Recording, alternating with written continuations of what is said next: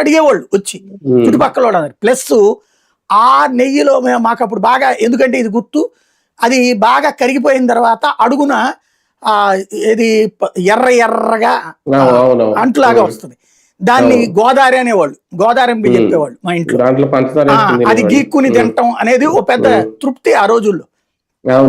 అలాంటిది ఇప్పుడు ఎక్కడన్నా దొరుకుతున్నది? ఎవరిళ్లలోనన్నా చేసుకుంటున్నారా? బేసిక్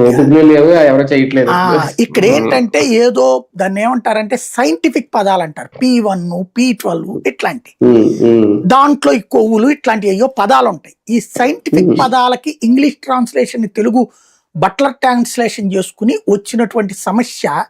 దేవుడు అనేటటువంటి భక్తుల సెంటిమెంట్ అయితే ఆ సెంటిమెంట్ ని రివర్స్ లో చేసుకొచ్చి రావడం వల్ల వచ్చింది. ఇక్కడ సమస్య ఒకటి పరిష్కారం అయిపోయే టైంలో కొత్త సమస్యను సృష్టించుకుంటున్నారు.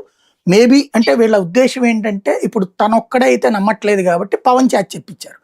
ఈవెన్ బీజేపీని ఇవాళ జ్యోతి రాసిన కథనం ప్రకారం చూస్తే బీజేపీ మరింత యాక్టివ్గా ఉండాలన్నారట. బీజేపీ ఇంట్లో జేబులో సంస్థ యాక్టివ్గా ఉండాలి ఇట్లాంటి విషయంలో. ఈ విషయంలో అంటే ఏంటి, వీళ్ళు చెప్తే నమ్మట్ల. బీజేపీ అయితే హిందుత్వ పార్టీ కాబట్టి వాళ్ళు రెచ్చిపోయి మీరు తిట్టండి అన్నట్టు.